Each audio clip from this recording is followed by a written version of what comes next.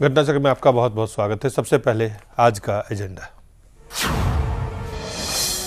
Corporate branding का भारतीय सियासत में बढ़ रहा दखल बड़ा सवाल, काम नहीं क्या सिर्फ नाम के बखान से ही जमेगी धाक। राष्ट्रीय राजधानी दिल्ली में बढ़ते अपराध पर कब और कौन कसेगा लगाम।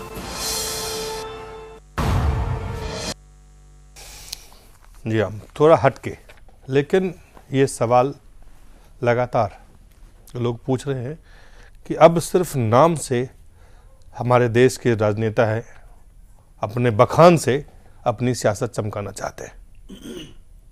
एक समय था, चाहे वो नेहरू हों चाहे लाल बहादुर शास्त्री हों, अपने काम से जाने जाते थे, अपने मिशन, अपने विजन, अपने दृष्टिकोण, अपने और उनके काम के बारे में लोग आकलन करते थे, फिर बताते थे। आज जो नेता हैं वो अपने बखान करते हैं, वो गिनाते हैं कि उन्होंने क्या क्या किया और फिर उस बखान को एक ब्रांड के रूप में, अपने आप को ब्रांड के रूप में दिखाने का वो प्रयास करते हैं। क्या ये बिल्कुल सही है, उचित है, या बिल्कुल एग्जिस्ट नहीं करता, जिसे हम एक महज खबर के माध्यम से इसको हम डिबेट कर रहे हैं, या जिस बहस का कोई औचित्य नहीं है। हमारे साथ है वरिष्ठ पत्रकार है वराणसी सिंह जी हैं, पूर्व समाचार संपादक है यूनि वार्ता के, और पुष्पन कुलश्रेष्ठ है। सबसे पहले वराणसी सिंह जी आपसे जानना चाहता हूँ, आपने पहले प्रोडक्ट के ब्रांड होते थे, कंपनीज के ब्रांड होते थे, आजकल ये नया शब्द कई नेताओं के ब्रांड के बारे में हम सुनते हैं। ये वाकई हो रहा है या ये सिर्फ एक महज शब्दों का प्रयोग कर रहा है, इसमें कुछ सच्चाई नहीं है? मैं समझता हूँ इसमें सत्य भी है। एग्जैगरेशन तो आप कह सकते हैं, लेकिन ये सत्य है कि पहले के नेता और आज के नेता दोनों में एक मौलिक अंतर है। पहले का नेता ग्रास रूट से अपना काम शुरू करके उसके बल पर आगे बढ़ता था। आज ऊपर से थोपा जाता है, इसलिए वो सारे ब्रांड का सिलसिला शुरू हुआ है।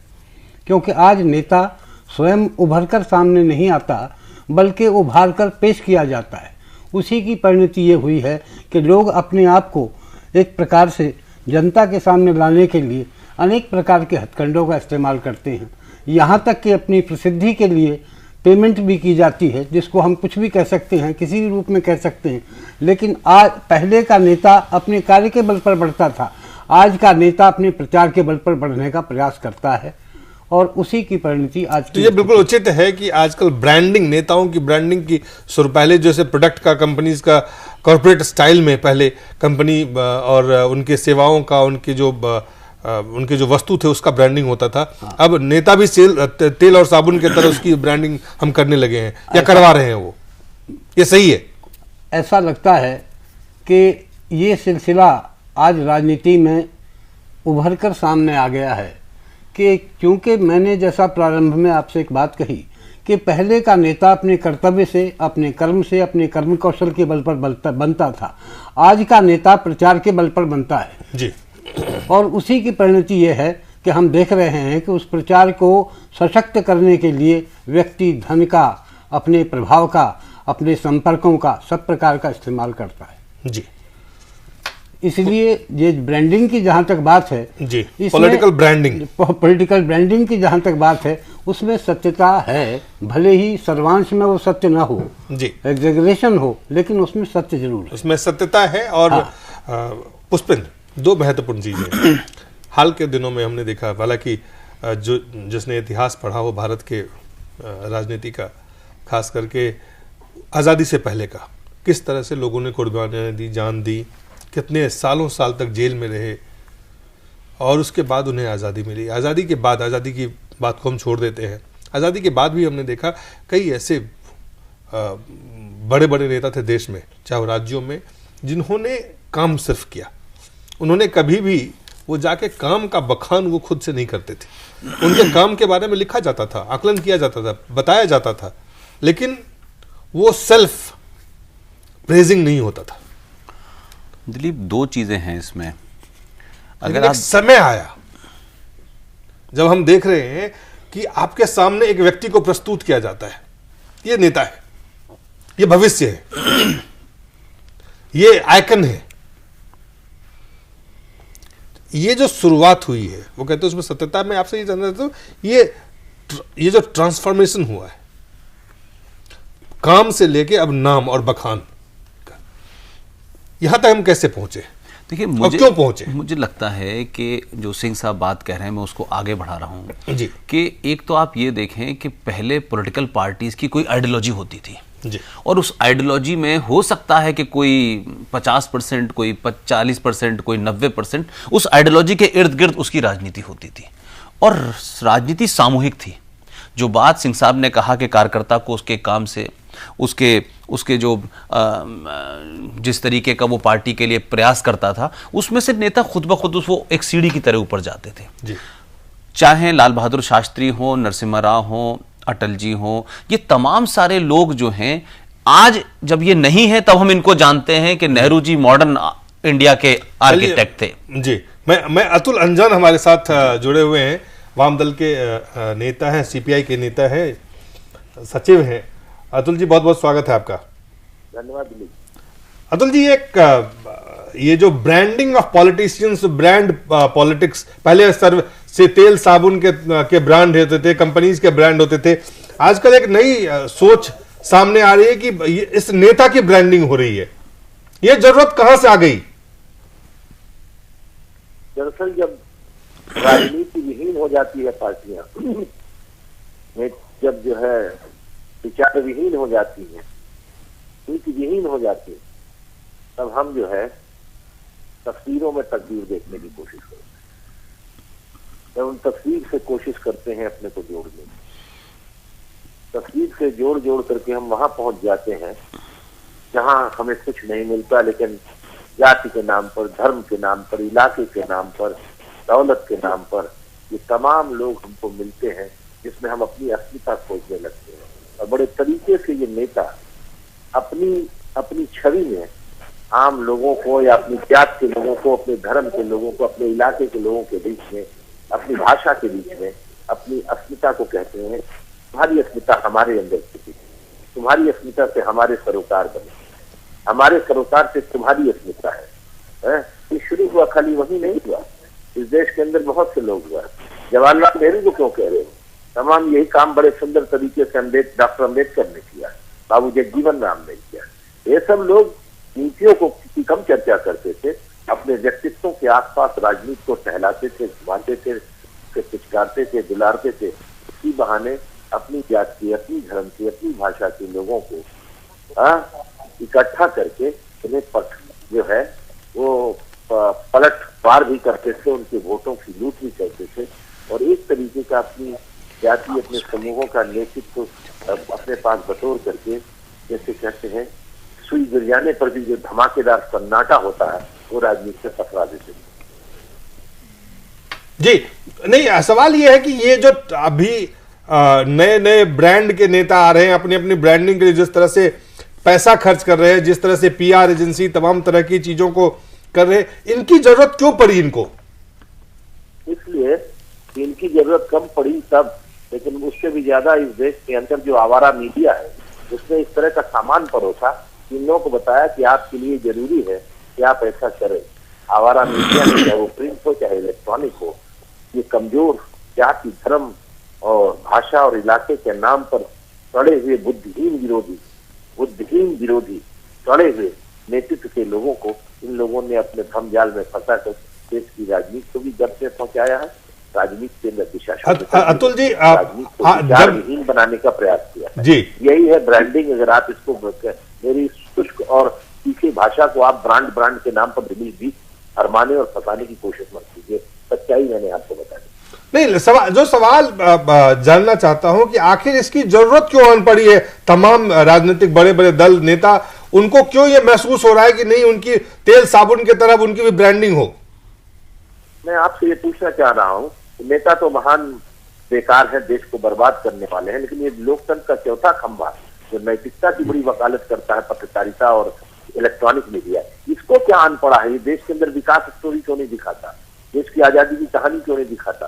देश के अंदर आदर्शवाद लोगों की जब आपसे आप अतुल जी, मैं जान रहा हूँ, मैंने आपके दुख की नर्व पर उंगली रख दी तो आप अभी से बोलने लग गए, है ना? तो मैं जान रहा हूँ ना जी, ये क्यों नंगेपन को दिखाता है? ये नहीं। दिन भर जो है जी। ये श्वेत न्यूज जंघाएं क्यों दिखाता है, ये उन्नत रोज क्यों दिखाता है, इसको क्या अन पड़ा है? आप ये कहते हैं कि मीडिया क्यों, मेरा सवाल है, चलिए मीडिया, मेरा सवाल बहुत साफ है और मेरे मुझे बहुत जवाब भी बहुत साफ बिल्कुल बिल्कुल से आप मुझे ये बताएं कि आज काम पहले आकलन मीडिया करती थी, आज वो नहीं कर रहा है, विकास की बात को क्यों नहीं दिखा रहा है, या जो विनाश की बात उसको क्यों नहीं दिखा रहा है? बिल्कुल जायज है और उचित है। सवाल ये है कि नेता आत्म जो सेल्फ प्रेज में क्यों आज उसमें जुड़ गए हैं, क्यों उसमें जुटे हुए हैं? कुछ लोगों ने अपने को बना लिया है, कुछ लोग समझते हैं बिना ट्विटर के कुछ नहीं होगा, ब्लॉग लिखवा रहे हैं, विचार नहीं सुन रहे, उनके भाषण नहीं सुनने जा रहे हैं लोग। पत्रकार भी घर बैठे हुए ब्लॉग लिखवा रहे हैं और सुबह उठ करके काला सफेद लिख करके छाप दे रहे हैं। रिपोर्टिंग करने के लिए मीटिंगों में जाना पड़ेगा, गांव में मीटिंगें होंगी, गांव के अंदर जाना तो आप ये मानते हैं कि मीडिया की कमी है, आप ये कह रहे हैं कि मीडिया में जो खामियां हैं उसके वजह से नेता अपनी ब्रांडिंग कर रहे हैं? मीडिया की खामियों की वजह से मीडिया जबरदस्ती ये ब्रांडिंग करवा रहा है जी, अपने किसी में कुछ पैसे डालने के लिए। अतुल जी कह रहे हैं मीडिया ये ब्रांडिंग करवा रहा है। नहीं, मैं एक बात, सिर्फ अतुल जी ने जितनी बातें कही हैं मैं उससे सहमत हूं, और जो बात मीडिया के ऊपर कह रहे हैं, मेरा सिर्फ इतना कहना है कि अतुल जी, इस देश में मीडिया आज बिजनेस के ट्रेड में है, प्रॉफिट लॉस के ट्रेड में है। बिजनेस करेगा मीडिया तब इतने बड़े बड़े जो उसने घराने खोले हुए हैं, उतने बड़े बड़े तनख्वाहों पे लोग हैं, उनको पैसे देगा। मैं अतुल भाई पूरी बात कह रहा हूं, मेरा सिर्फ इतना कहना है कि अगर 100% मीडिया जिम्मेदार है तो मीडिया तो प्रॉफिट और लॉस के गेम में है। इस देश की राजनीति विचारधारा कब से प्रॉफिट लॉस में आ गई? मीडिया तो बहुत सारी चीजों को बेचता है क्योंकि उसको पैसा भी कमाना है, लेकिन नेताओं को अपनी ब्रांडिंग क्यों करनी पड़ रही है? इसलिए कि उनके पास विचार नहीं है, उनके पास समाज पे देने के लिए कुछ नहीं है, लिहाजा अपनी ब्रांडिंग से पार्टियां चला रहे हैं। और हर पार्टी में एक बड़ा वकील है, दोनों पार्टियां जो बड़ी हैं देश की, हर एक के पास एक बड़ा वकील है, हर एक के पास दो दो कुछ फिल्मी सितारे हैं। आप उनके इर्द गिर्द करते हैं, इसका मतलब है कि राजनीतिक पार्टियां भी अब एक लंबे समय से विचार से भटक गई हैं, आइडियोलॉजी से भटक गई हैं। वो भी ये देखती हैं कि कौन सी चीज बिक सकती है, उसको आगे कर देते हैं। किसी पार्टी में राहुल है, किसी में मोदी है, बिहार में नीतीश है, किसी पार्टी में सीताराम येचुरी है। कौन सा कपड़ा पहनना है, टीवी पे कितनी देर आना है, कौन से कलर का पहनना है, यह भी नेताओं को समझ में आने लगा है। और मीडिया का काम यह है उन्हें बेचना, तो मीडिया तो बेच ही रहा है पहले से। आपने बहुत सारी बातें कर ली और बहुत अच्छे पैरोकार आप साबित हो गए कि मीडिया की हिफाजत करने वाले, लेकिन आप ये भूल गए एक शब्द है कि साहित्य समाज का दर्पण है। ये भूल गए कि श्यामलाल और गिरिलाल जैन, ये भूल गए कि विष्णु पराडकर इस देश के अंदर, भूल गए ये जो है वो रमेश चंद्र गुप्त और तमाम ऐसे पत्रकार थे जिन्होंने, गणेश शंकर विद्यार्थी, जिन्होंने आदर्श स्थापित किए, पत्रकारिता से समाज के मानदंड स्थापित किए, और उनसे एक दहाई नहीं एक सैकड़ा साल देश चला। और जब से ये आवारा पत्रकारिता शुरू हुई, आवारा मीडिया शुरू हो गया, इसको जो राजनीतिक जीवन में गिरावट आ रही थी उसको रोकने की जो जिम्मेदारी थी, बल्कि उसने अपने नाम नफे और नुकसान के लिए, आपने जिस बात को कहा, तो उसने नफे और नुकसान के चक्कर में इसने समाज के उन तमाम नंगई को अपने अंदर आत्मसात कर लिया और जिम्मेदारी डाल दी राजनीतिक नेतृत्व के ऊपर। राजनीतिक नेतृत्व के अंदर तो कमजोरियां हैं, उन कमजोरियों की जरूरत है, लेकिन उसे सुधारने की जिम्मेदारी तो लोकतंत्र का चौथा खंभा ले रहा था। वो भी तो बिछड़ गया, वो भी तो पिछड़ गया, वो भी तो घिसट गया, वो भी तो मरणासन हो गया, वो भी तो आप ये मानते हैं कि ब्रांड राहुल, आपको किसने कहा था, आपको किसने कहा था कि बड़े बड़े घराने बनाओ? आज आप घराने बना रहे हैं, जो मकान बना रहे थे वो मीडिया के हाउस बन गए। जो मकान दुकान देते हैं, जो 1-10 का सीमेंट और बालू बजा रहे थे, आज वो पत्रकारिता का चौथा खंभा हो गया। ये सारे सवाल है उसकी जो कमजोरियां हैं, उसके साथ ही साथ राजनीतिक दलों के नेताओं का भ्रष्टाचार, नीति विहीनता ने जो रास्ता खोला है, उसमें निश्चित रूप से पत्रकारिता भी उसके अगर खोल करके उसकी सच्चाई को सामने रख रहा है, तो वो एक दूसरे के खिलाफ कीचड़ी तो उछाल रहे हैं। निर्माण का कार्य कहाँ हो रहा है? तो आप कह रहे चलिए बिल्कुल इस बात को स्वीकार किया जा सकता है कि मीडिया की जो खामियां हैं वो उजागर हो रही है इससे, लेकिन जो सवाल है ब्रांड राहुल, क्या वो मीडिया ने बनाया है? ब्रांड मोदी क्या मीडिया ने बनाया है? ब्रांड नीतीश क्या मीडिया ने बनाया है? अपना जवान खराब नहीं करना चाहता, आप किसी को कर दीजिए। ब्रांड क्या चीज है? ब्रांड तो आप बना रहे हो। ब्रांड की वो बन रहे हैं कि नहीं बन रहे हैं, वो पैसे लगा रहे हैं, तो आप क्यों इस तरह से कर रहे हैं? अगर हमको देख रहे हैं, हम गली में जा रहे हैं और हमको देख करके कुछ लोग सशंकित हो रहे हैं, तो ठीक है, हमें सशंकित हो, लेकिन हम क्यों इजाजत दे रहे हैं कि कुत्तों को भौंकने के लिए क्यों भौंकते चले जाएं? हमें देखना चाहिए कि भौंकते हुए कुत्ते कहीं काट न लें, जिससे हमको जो है 14 इंजेक्शन लगवाने पड़ जाएंगे। आप ये नहीं मानते चूंकि अब वो काम नहीं कर रहे हैं इसलिए बखान करवा के ब्रांडिंग करके अपना काम निकालते हैं? नहीं, मैं ब्रांडिंग के फेवर में आदमी नहीं हूँ ब्रांडिंग करने का। ब्रांडिंग तो आप कर रहे हैं, ब्रांडिंग करवा करके आप ब्रांडिंग कपड़े पहनवा रहे हैं, ब्रांडिंग जूते पहनवा रहे हैं, आप ब्रांडिंग कपड़े पहनवा रहे हो, ठीक नहीं, अब आप ब्रांडेड राजनेता भी, आपने बिल्कुल पहले ब्रांडेड जूते आएंगे, कपड़े आएंगे, सब्जी आएंगे, ब्रांडेड तेल आएंगे, ब्रांडेड साबुन आएगा, ब्रांडेड देश में नेता भी आएगा।